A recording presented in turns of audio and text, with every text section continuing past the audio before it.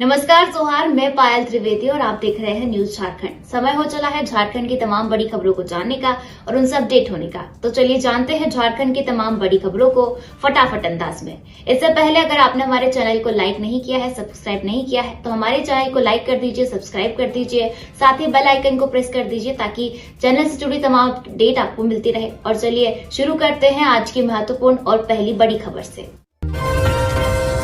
हजारीबाग से पीएम मोदी 17 दिन में दूसरा झारखंड दौरा, 83,000 करोड़ की योजनाओं की शुरुआत।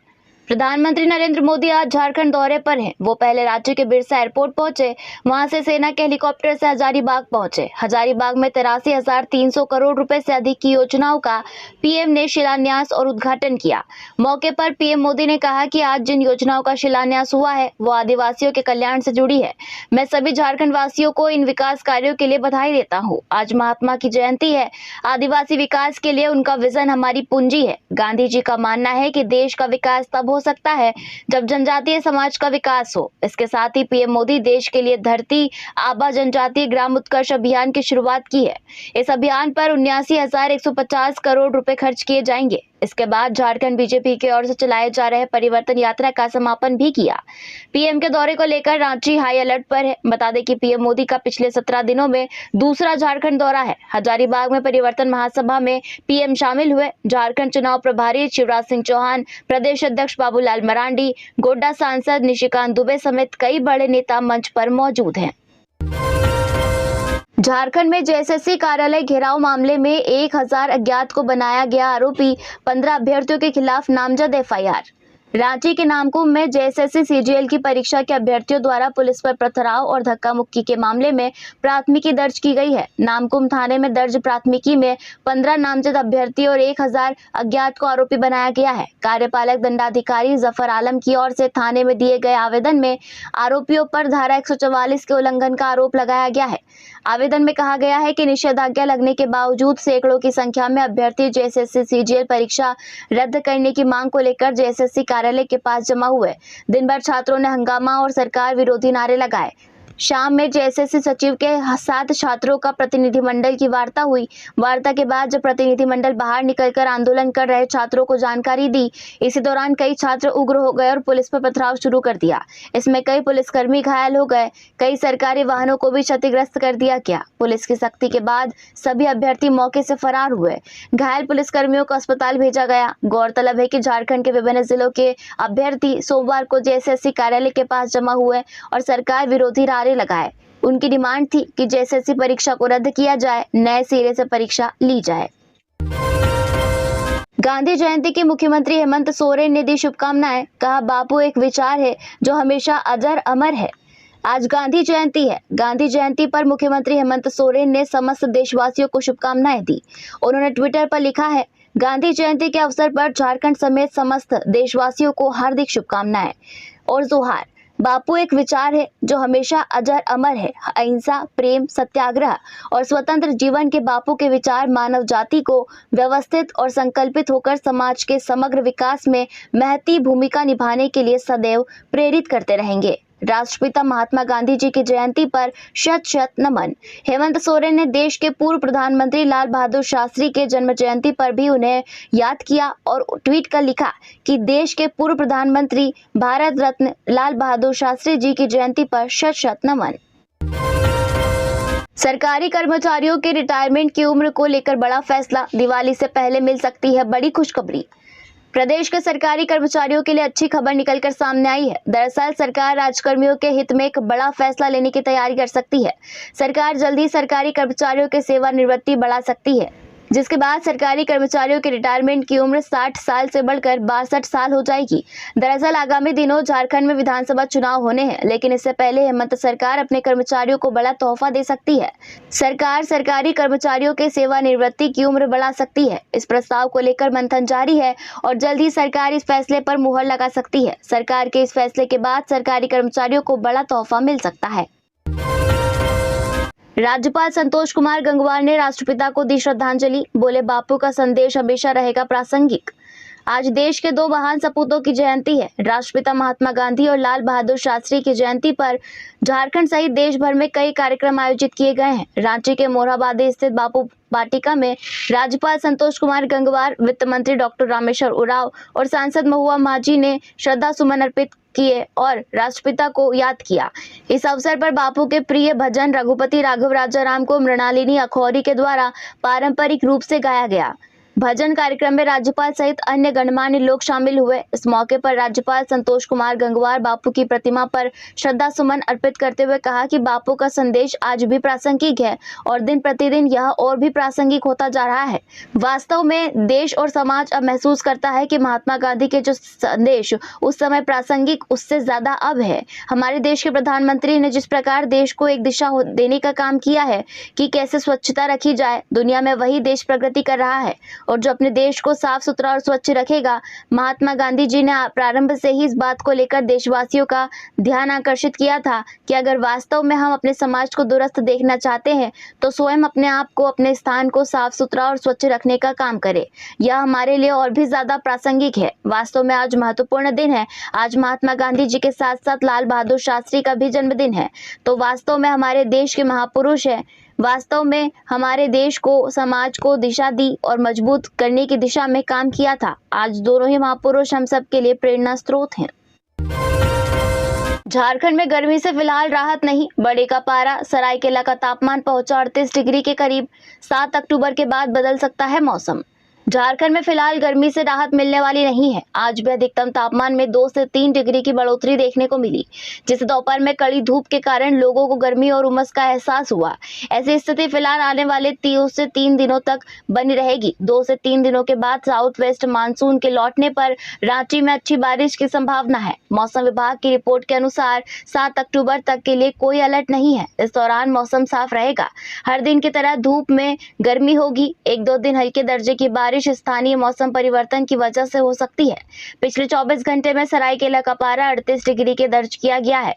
बात रांची के मौसम की करें तो इस दौरान न्यूनतम तापमान 23 डिग्री और अधिकतम तापमान 32 डिग्री पार करेगा। अधिकतम तापमान में बढ़ोतरी के कारण गर्मी की स्थिति बनी रहेगी। गर्मी का आलम यह है कि बीते 24 घंटे में सबसे अधिक गर्मी 37.6 डिग्री दर्ज की गई है और यह तापमान सरायकेला जिले का है। झारखंड में पटरी को बम से उड़ाया, फंस गई मालगाड़ियां, 40 मीटर दूर गिरा टूटा हुआ हिस्सा। झारखंड के गोड्डा के ललमटिया से फरक्का स्थित एनटीपीसी तक कोयला ढुलाई के लिए बिछाए गए एमजीआर ट्रैक को बीते मंगलवार की रात असामाजिक तत्वों ने बरहेट के रागा गांव के घुटू टोला के पास बम से उड़ा दिया। इससे पहले सुबह से ही इस ट्रैक पर कोयला लोड करने वाली मालगाड़ियों का परिचालन ठप हो गया है। इस क्षेत्र में पहली बार ऐसी घटना हुई है। इस घटना में किसी षड्यंत्र से इनकार नहीं किया जा सकता है। पुलिस को जांच के क्रम में घटनास्थल के पास से कुछ इलेक्ट्रिक तार आदि भी बरामद हुआ है। उधर घटना की सूचना पाकर बरहड़वा एसडीपीओ के अलावा फरक्का एनटीपीसी के वरीय अधिकारी मौके पर पहुंच गए। मामले की छानबीन की जा रही है। नाइट गार्ड गोविंद साव के मुताबिक मंगलवार की रात करीब 12 बजे काफी जोरदार आवाज हुई। हालांकि उनको लगा कि किसी ट्रक आदि का टायर ब्लास्ट किया होगा। इस घटना के बाद कोयला ढोने वाली कई मालगाड़ियां फंस गई है। उनका परिचालन ठप हो गया है। आयुष्मान के 1.23 करोड़ लोगों को लाभ। आयुष्मान के सभी लाभार्थियों को मिलेगा 15 लाख तक का फ्री इलाज। झारखंड में अब 5 लाख नहीं 15 लाख तक का मुफ्त इलाज मिलेगा। आयुष्मान योजना के तहत 5 लाख का लाभ पहले की तरह मिलता रहेगा, पर अगर इलाज में इससे ज्यादा राशि खर्च होगी तो राज्य सरकार और 10 लाख का इलाज कराएगी। यह बीमा राशि मुख्यमंत्री अबुआ स्वास्थ्य सुरक्षा योजना के तहत दी जाएगी। जितने भी आयुष्मान कार्ड धारक है सभी मुख्यमंत्री अबुआ स्वास्थ्य सुरक्षा योजना का लाभ ले सकेंगे। इसके लिए उन्हें अलग से आवेदन नहीं करना होगा। जिस सूचीबद्ध अस्पताल में मरीज इलाजरत होंगे वहाँ शुरुआती 5 लाख का क्लेम खत्म हो जाएगा तो अस्पताल प्रबंधन द्वारा अबुआ योजना के पोर्टल में रजिस्टर्ड कर मरीज को इस योजना से जोड़ा जाएगा। वर्तमान में झारखंड में आयुष्मान योजना के तहत करीब 1.23 करोड़ लाभुकों का कार्ड निर्गत किया जा चुका है। जेएसएससी सीजीएल 2024 की आंसर की के लिए आपत्ति दर्ज कराने की आखिरी तिथि आज। झारखंड सीजीएल परीक्षा जो कि 21 और 22 सितंबर को आयोजित हुई थी, उसका आंसर की 27 सितंबर को आयोग द्वारा जारी कर दिया गया था और आज आंसर की पर ऑब्जेक्शन दर्ज करने की आखिरी तिथि है। बता दें कि पहले ऑब्जेक्शन विंडो 30 सितंबर तक ही खुला था, लेकिन फिर इसकी तारीख को बढ़ाकर 2 अक्टूबर कर दिया गया। आज ऑब्जेक्शन बंद हो जाने के बाद कुछ ही दिनों में फाइनल आंसर की जारी की जाएगी और इसके बाद परीक्षा के परिणाम घोषित कर दिए जाएंगे। बता दें कि जेएसएससी द्वारा आज आंसर की ऑब्जेक्शन विंडो बंद होने के बाद 3 से 4 दिन में एक फाइनल आंसर की जारी की जाएगी और यह अनुमान लगाया जा रहा है कि उसके 8 से 10 दिन बाद परिणाम घोषित कर दिए जाएंगे। हालांकि इस परीक्षा के परिणाम की तिथि को लेकर अब तक कोई आधिकारिक रूप से जानकारी सामने नहीं आई है, लेकिन लोग ये कयास लगा रहे हैं कि इस महीने के अंत से पहले परीक्षा का परिणाम घोषित कर दिया जाएगा। झारखंड सरकार ने 5 डीएसपी का किया तबादला, अनुज बने सिल्ली डीएसपी। झारखंड सरकार ने 5 डीएसपी रैंक के पुलिस अधिकारियों का तबादला किया है। वहीं 5 दिन पहले ट्रांसफर हुए 7 डीएसपी के तबादले को विलोपित कर दिया गया। अनुज उरांव को सिल्ली डीएसपी बनाया गया है। इस संबंध में अधिसूचना जारी कर दी गई है।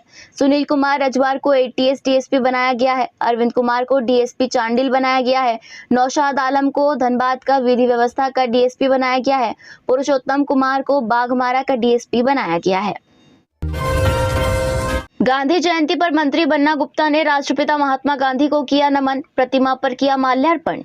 मंत्री बन्ना गुप्ता ने गांधी जयंती के अवसर पर जमशेदपुर के मानगो स्थित राष्ट्रपिता महात्मा गांधी की प्रतिमा पर माल्यार्पण कर उन्हें नमन किया। इस अवसर पर अपने संबोधन में बन्ना ने कहा कि आज हम सभी बुच्चे बापू की 155वीं जयंती मना रहे हैं। बापू के सत्य अहिंसा के बताए मार्ग आज भी हमारे लिए प्रासंगिक है। आजादी के आंदोलन में उनका त्याग और बलिदान हमें प्रेरणा देता है। उनके आदर्श और विचार को समझना होगा। एक ऐसा व्यक्ति जिसने न कभी शस्त्र उठाया, न कभी किसी के प्रति कठोर शब्द बोले, लेकिन सत्य और अहिंसा के मार्ग पर चलकर उन्होंने अंग्रेजों को खदेड़ने का काम किया। इस दौरान जमशेदपुर के उपायुक्त अनन्य मित्तल ने राष्ट्रपिता को नमन करते हुए कहा कि उनके द्वारा स्थापित आदर्श हमारे लिए प्रेरणापुंज है। बाबर खान ने जेएमएम से जोड़ा 35 साल पुराना नाता, कहा पार्टी मुस्लिमों का वोट बैंक के लिए कर रही इस्तेमाल। झारखंड में विधानसभा चुनाव को लेकर राजनीतिक माहौल चरम पर है। एक राजनीतिक दल से दूसरे दल में आने जाने का सिलसिला लगातार देखा जा रहा है। विधानसभा चुनाव से पहले झारखंड मुक्ति मोर्चा को एक बड़ा झटका लगा है। जमशेदपुर में 35 साल से झारखंड मुक्ति मोर्चा का हाथ थामा कर राजनीति करने वाले बाबर खान ने पार्टी की सदस्यता से इस्तीफा दे दिया है। बाबर खान जमशेदपुर पश्चिम विधानसभा क्षेत्र के मानगो के रहने वाले हैं। 20 साल की उम्र में जेएमएम से जुड़े और फिर दुर्गा सोरेन के नेतृत्व में जमशेदपुर में छात्र मोर्चा के मुख्य संयोजक बने। पार्टी के आंदोलन में बाबर खान कई बार जेल भी जा चुके हैं। जिले में 3 बार उपाध्यक्ष पद पर भी बने रहे हैं। इसके अलावा पार्टी के प्रवक्ता, केंद्रीय सदस्य, केंद्रीय सचिव बनने के बाद अल्पसंख्यक प्रकोष्ठ के केंद्रीय महासचिव पद पर कार्यरत थे। गैंगस्टर अमन हत्याकांड, मुख्य आरोपी विकास बजरंगी को बेल देने से कोर्ट का इनकार। गैंगस्टर अमन सिंह की धनबाद जेल में हत्या के मुख्य आरोपी विकास बजरंगी उर्फ विकास कुमार को बेल देने से रांची सिविल कोर्ट ने इनकार कर दिया है। विकास बजरंगी की ओर से दाखिल जमानत याचिका पर सीआईडी की विशेष अदालत में सुनवाई हुई। सीआईडी और बचाव पक्ष की दलीलें सुनने के बाद कोर्ट ने विकास बजरंगी की जमानत याचिका खारिज कर दी है। बहस के दौरान सीआईडी की ओर से बताया गया कि विकास बजरंगी पर आरोप गठित किया जा चुका है और विकास के खिलाफ कई आपराधिक मामले दर्ज है, इसलिए इसे बेल नहीं दी जानी चाहिए। बता दें कि धनबाद जेल में बंद गैंगस्टर अमन सिंह की हत्या 3 दिसंबर 2023 को जेल में गोली मारकर कर दी गई थी। विकास इस हत्याकांड का मुख्य अभियुक्त है।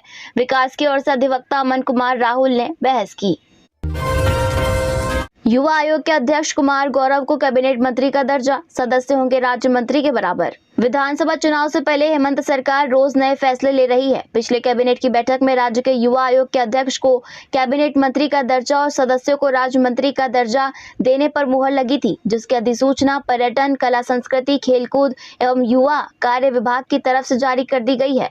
अब आयोग के अध्यक्ष कुमार गौरव को वो सभी सुविधाएं मिलेंगी जो एक कैबिनेट मंत्री को दी जाती है। वहीं आयोग के सदस्य विशाल अंबर तिर्की और सुनील टुड्डू को राज्य मंत्री के दर्जा देने वाली सारी सुविधाएं दी जाएगी। करीब 1.5 साल के बाद सरकार की तरफ से इस फैसले पर मुहर लगी है। युवा आयोग का गठन सरकार की तरफ से 28 जून 2023 में ही कर दिया गया था, लेकिन यह स्पष्ट नहीं था कि अध्यक्ष और सदस्यों को किस तरह की शक्ति प्राप्त है। बातें हो रही है कि यह अधिसूचना पहले ही जारी हो जानी चाहिए थी, क्योंकि आयोग के अध्यक्ष और सदस्यों का कार्यकाल 3 साल का ही है। ऐसे में आधा कार्यकाल निकल चुका है। 3 महीने बाद खुला बेतला नेशनल पार्क, 1 दशक बाद बढ़ाया गया शुल्क। पलामू पीटीआर के बेतला नेशनल पार्क में 1 दशक बाद पर्यटन गतिविधि पर शुल्क बढ़ाई गई है। अब पर्यटकों की गाड़ी एंट्री फीस 600 रुपए कर दी गई है। इस शुल्क में अधिकतम 6 पर्यटक ही एक गाड़ी में बैठकर पार्क का भ्रमण कर सकेंगे। वहीं यदि एक गाड़ी में पर्यटकों की संख्या 6 से अधिक हुई तो प्रति पर्यटक 100 रुपए के हिसाब से शुल्क का भुगतान करना होगा। 3 महीने बाद आज बुधवार को पलामू टाइगर रिजर्व का बेतला नेशनल पार्क खुला है। आज बुधवार से पलामू टाइगर रिजर्व के इलाके में पर्यटन की गतिविधि शुरू हो गई। पलामू टाइगर रिजर्व के निदेशक कुमार आशुतोष, उप निदेशक प्रजेश कांत जेना ने पर्यटन गतिविधि की शुरुआत की है। इस दौरान निदेशक ने स्थानीय स्कूली बच्चों के साथ पूजा अर्चना की, जिसके बाद पर्यटन गतिविधि शुरू हुई। गांधी जयंती, केंद्रीय मंत्री ने समाहरणालय परिसर में चलाया सफाई अभियान, बापू की प्रतिमा पर किए पुष्प अर्पित। आज पूरा देश राष्ट्रपिता महात्मा गांधी की जयंती मना रहा है। हजारीबाग में भी महात्मा गांधी की जयंती के अवसर पर जनजातीय मामले के केंद्रीय मंत्री जुएल उरांव और राज्य मंत्री दुर्गा दास उइके ने समाहरणालय परिसर पहुंचे, जहां गांधी जी की प्रतिमा पर पुष्प अर्पित कर उन्हें श्रद्धांजलि दी। इस दौरान उन्होंने पौधारोपण भी किया। वहीं गांधी जयंती के अवसर पर केंद्रीय मंत्री के द्वारा जिले में सफाई अभियान चलाया गया। 5 साल भ्रष्टाचार में डूबी रही हेमंत सरकार, युवाओं को न नौकरी मिली न बेरोजगारी भत्ता। मोहन मांझी।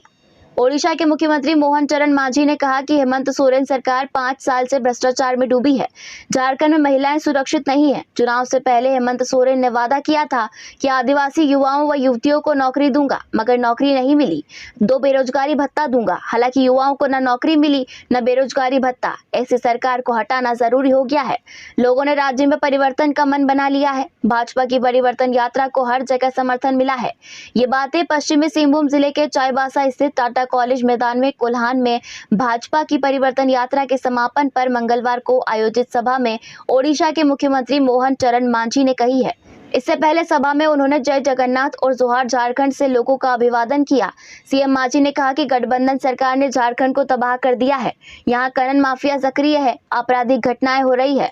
राज्य में 7,400 महिलाओं से दुष्कर्म और 6,900 का अपहरण हुआ है।